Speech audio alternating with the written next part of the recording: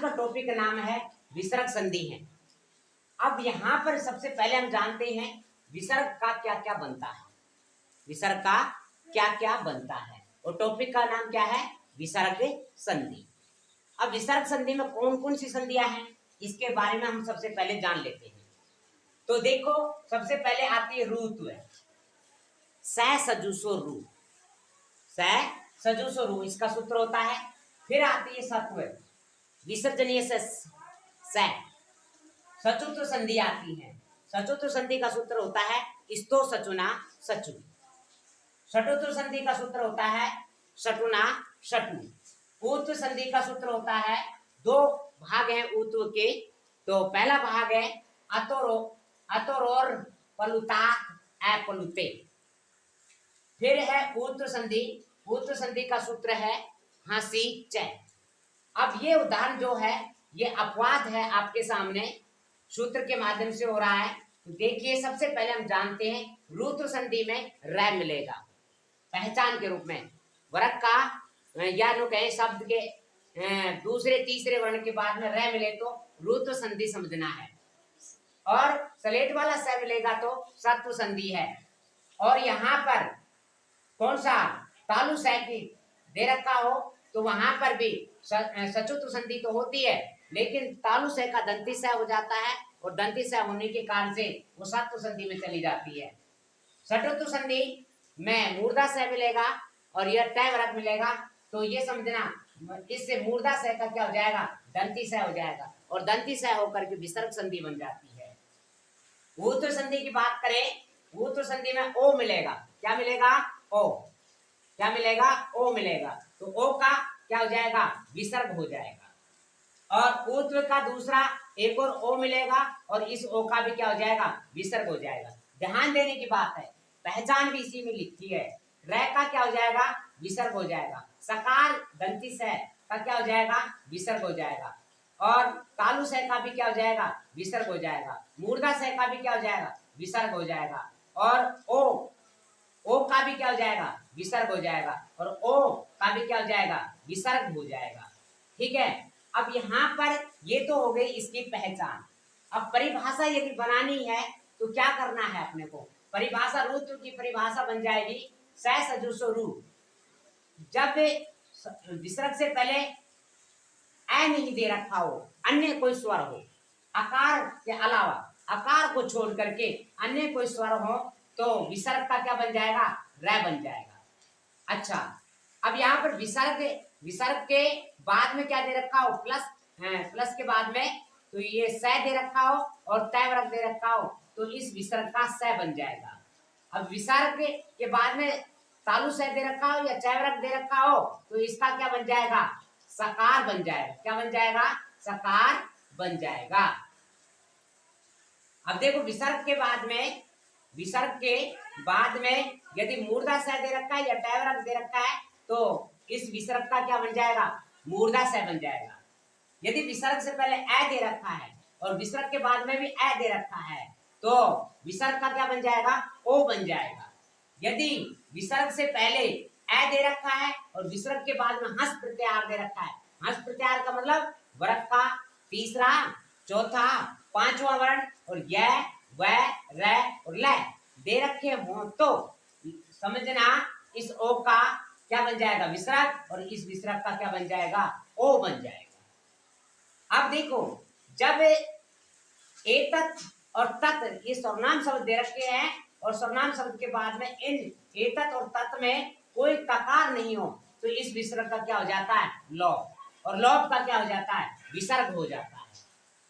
अब सबसे पहले हम पहचानते हैं, इनको करते हैं तो कैसे पाते हैं। देखो, सूर्यो भांति दे रखा है, सूर्यो भांति। अब यहाँ ओ की मात्रा है भाई, ओ की मात्रा के बाद में देखो भय आया है। भय आना इसका मतलब कौन सी संधि हो सकती है, इसका मतलब यहाँ संधि होगी कि वर्ग का ओ की मात्रा के बाद में क्या दे रखा हो, वर्ग का तीसरा चौथा पांचवा वर्ण दे रखा हो तो वहां पर होगी ऊत संधि। ऊत का भी कौन सा भाग, हंसी च, कौन सा भाग होगा, हंसी च। तो यहाँ पर बन गया सूर्य, सूर्य है। इस ओ का भाई जब ओ दे रखा हो, ओ के बाद में क्या हो, ओ के बाद में वर्ग का तीसरा चौथा पांचवा य व र ल दे रखा हो, तो इस ओ का क्या बन जाएगा, इस ओ का बन जाएगा विसर्ग। तो प्लस से पहले विसर्ग आ गया, और ये वह क्या है, ये वर्ग का चौथा वर्ण है, तो ये बन गया भांति। क्या बन गया, सूर्य प्लस में भांति। अब देखो आगे देखो, निर्पोदास्यति शब्द दे रखा है, ये ओ की मात्रा है भाई। ओ की मात्रा देखो किस में आ रही है, ये आ रही है, दे रखा है ना भाई, और किसी में तो है नहीं। यहाँ रकार है या सकार है या सकार है या सकार है, यहाँ ओ प्लस में अवग्रह है, यहाँ केवल ओ है।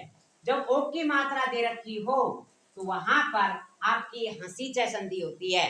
कौन सी संधि होती है, हंसी च। यहाँ पर हो जाएगा निर्पह, निर्पह प्लस में दास्यति, निर्पय प्लस में दास्यति हो जाएगा। अब इस विसर्ग का क्यों हुआ, ओ का भाई ओ का विसर्ग क्यों हुआ, क्योंकि ये वर्ग का तीसरा वर्ण है, तैतक्ति थैथन दैदवाद। तो क्या कह रहा है कि जब ओ की मात्रा के बाद में, जब ओ की मात्रा के बाद में क्या मिल जाए, वर्ग का तीसरा चौथा पांचवा वर्ण मिल जाए, या य व र ल मिल जाए, तो ये समझना आपकी हंसी च संधि है। अब देखते हैं सरोज, सरोज में देखते हैं तो ये देखिए ओ की मात्रा है, ओ की मात्रा के बाद में ये जय आया है। अब ये जय आने के कारण से यहाँ पर कौन सा हुआ, यहाँ पर हंसी च संधि है, तो यहाँ पर भी क्या बन जाएगा, सरह, सरह प्लस में जय बन जाएगा, सरह प्लस में जय। इसका मतलब इसमें कौन सी संधि हुई, हंसी च। अब बात करते हैं आगे। अब यहाँ दे रखा है हरी रेती, र रस्सा आया है, इसमें क्या आया है, र आएगा, तो इसका मतलब वो रुत्व संधि है। कौन सी संधि है भाई, रुत्व। इस र का क्या हो जाएगा, विसर्ग हो जाएगा, इस र का क्या हो जाएगा, विसर्ग। तो यहाँ पर क्या हो गया, हरि ही, हरि प्लस में, अब ये एक की जो मात्रा इसके सिर के ऊपर है ये निकल करके आगे चली जाएगी, और ये बन जाएगा हरि प्लस में एति, हरि प्लस में एति बन गया। अब यहाँ पर देखेंगे अगला पितुर इच्छा लिख रखा है, पितुर इच्छा। अब यहाँ पर ये रह दे रखा है भाई, इस रह का विसर्ग हो जाएगा, क्या हो जाएगा, विसर्ग, क्योंकि रू तो संधि है, सह सजुसो रू, सह सजुसो रू। यहाँ पर ये बन गया पितुहु, पितुहु, और ई की मात्रा है ये प्लस में चली जाएगी, और ये बन गया इच्छा, पितुहु प्लस में इच्छा शब्द बन गया। अब देखो यहाँ पर विष्णु, विष्णुर माया, विष्णुर माया, देखो यहाँ पर विष्णु और माया दे रखा है। विष्णु और माया का मतलब ये र है ना, इस र का क्या हो जाएगा, विसर्ग हो जाएगा, और ये बन जाएगा विष्णु हो, विष्णु हो प्लस में माया, विष्णु प्लस में माया शब्द बन गया। ठीक है, अब देखते हैं, ये तो था आपकी कौन सी, रुत्व संधि, कौन सी है, रुत्व संधि थी। अब इसके बाद में देखो रामो अस्ति, अब यहाँ पर ओ की मात्रा है और ये अवग्रह है, देखो ओ की मात्रा है और अवग्रह है, ओ की मात्रा और अवग्रह मिल जाता है तो ये समझना वो भी हंसी च संधि है। और इस नहीं सॉरी, हंसी से का दूसरा भाग है, तो दूसरा भाग क्या है, अतोरोर पलुतात अपलुते। तो यहाँ पर हम ये कह सकते हैं ऊत्र संधि है, या नु कह सकते हैं विसर्ग संधि है, सीधा सा हिंदी में हम ये जान सकते हैं कि विसर्ग संधि है। तो यहाँ पर देखो इस राम में अब जो ओ है, इस ओ का क्या बन जाएगा, विसर्ग, और इस अवग्रह का क्या बन जाएगा, ए, तो राम है, राम है प्लस में अस्थि आ जाएगा, राम है प्लस में अस्थि आ गया। ठीक है, अब मनस्य की बात करें, चलो आगे देखते हैं। देव, देव अर्चनीय, तो यहाँ पर देखो देवों में ओ आ रहा है और ये अवग्रह आ रहा है। अब ये स्थिति ओ और अवग्रह की स्थिति जो बन रही है ये कौन सी है, ऊत्र संधि है, अर्थात विसर्ग संधि है। तो विसर्ग संधि में ये बन जाएगा देवो का देव प्लस में अर्चनीय, अर्चनीय, देवो प्लस में देव है प्लस में अर्चनीय बन जाएगा। ओ प्लस में अयम दे रखा है, इससे देखो अवग्रह का चिन्ह और ओ की मात्रा दे रखी है, तो यहाँ पर क्या बन जाएगा, कह है प्लस में अयम। चलो आगे बात करते हैं। अब है मनुष्य। मनुष्य की बात करें, यहां पर दुआ वाला स दे रखा है और ये च दे रखा है। अच्छा, दुआ वाला स और च, दुआ वाला स और च दे रखा है। तो अब इसका मतलब क्या हुआ, इसमें क्या करेंगे, पहले तो दुआ वाला स का दंती स बनेगा, तो ये बन गया मनस। मनस प्लस में च। यदि आपको शत्रुत्व और शत्रुत्व संधि पढ़नी है तो पिछले वाला वीडियो देखना, उसमें आपको समझा रखा है।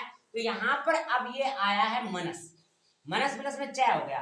अब इसका दंती स बन गया और दंती स बनते ही अब इसका क्या हो जाएगा, विसर्ग बन जाएगा, मनह प्लस में च बन जाएगा, मनह प्लस में च। पहले दुआ वाला स का तालु स का दंती स बनेगा और दंती स का क्या बनेगा, विसर्ग बनेगा, मनह प्लस में च हो जाएगा। अब कविस, कविस प्लस में सोबते दे रखा है। अब देखो तालु स के बाद में तालु स है और तालु स के बाद में तालु स होने के कारण से इस तालु स का दंती स बनेगा। पहले बनेगा कवि, कविस, कविस प्लस में सोबते। अब इसका रूप है, अब दंती स आ गया तो अब बनेगा कवि प्लस में सोबते, ये बनेगा। तो विसर्ग, अब देखो साधुष चलती दे रखा है, साधुष चलती। अब तालु स के बाद में च वर्ग दे रखा है, तो तालु स का दंती स बनेगा, क्योंकि यहाँ पर सचुत्व संधि है, इसको सचुना सचु। तो यहाँ पर क्या हो जाएगा, साधु, साधुष प्लस में चलती बनेगा। फिर इसके दंती स हुआ है, इस दंती स का विसर्ग बन जाएगा, साधु प्लस में चलती बन गया। अच्छा आगे देखिए, अब बात करते हैं आगे। द्वितीय ठकार, द्वितीय ठकार दे रखा है।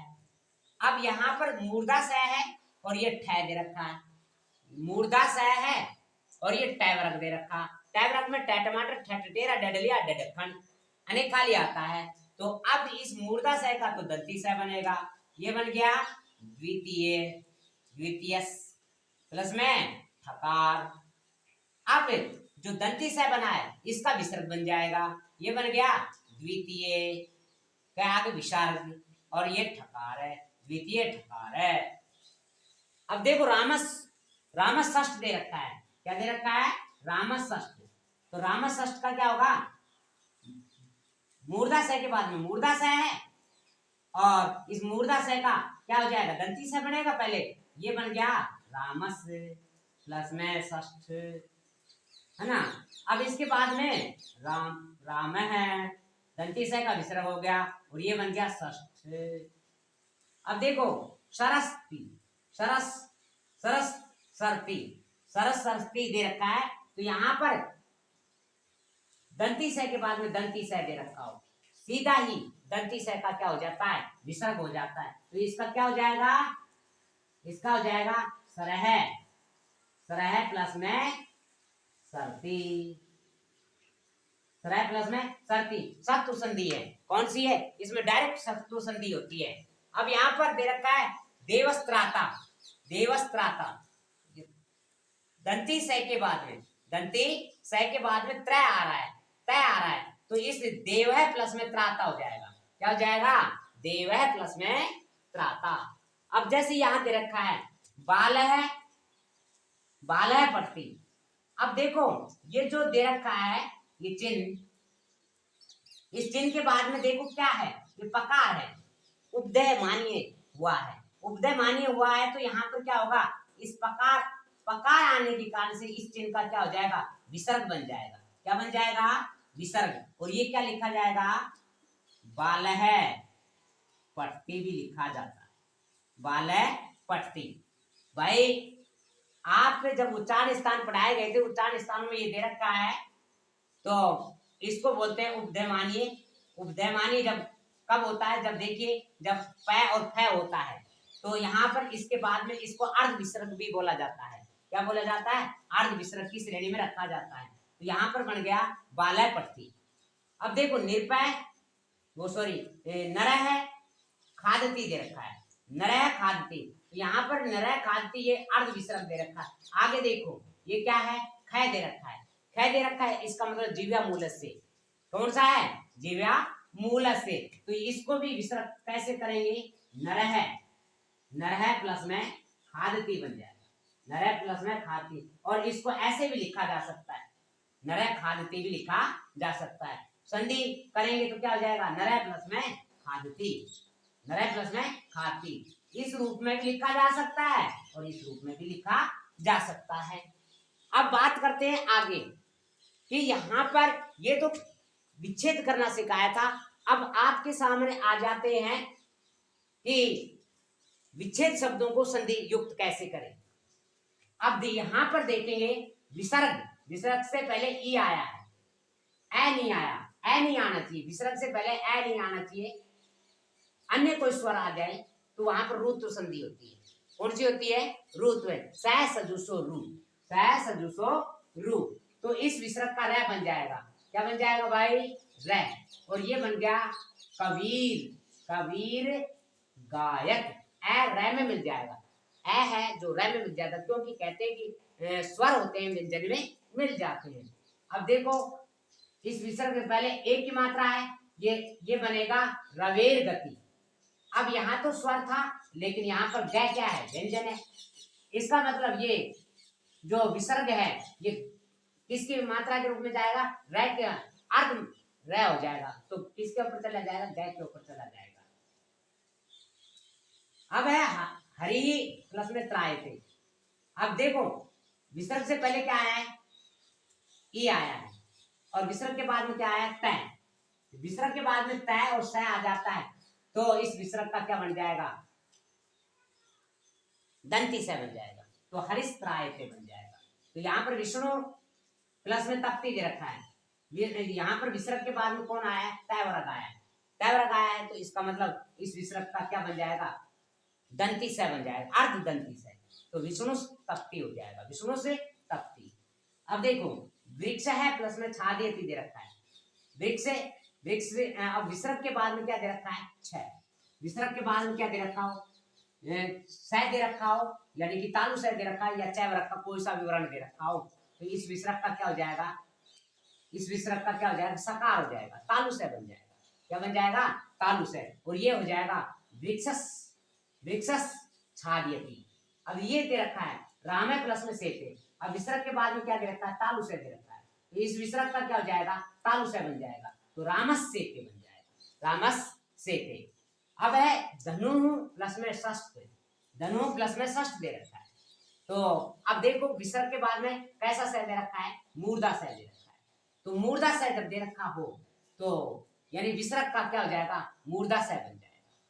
या भाई विसर्ग के बाद में टैव रख दे रखा हो, क्या दे रखा हो? टैव रख दे रखा हो, तो भी क्या बन जाएगा? मूर्धा सह बन जाएगा। ये बन गया धनुष षष्ठ।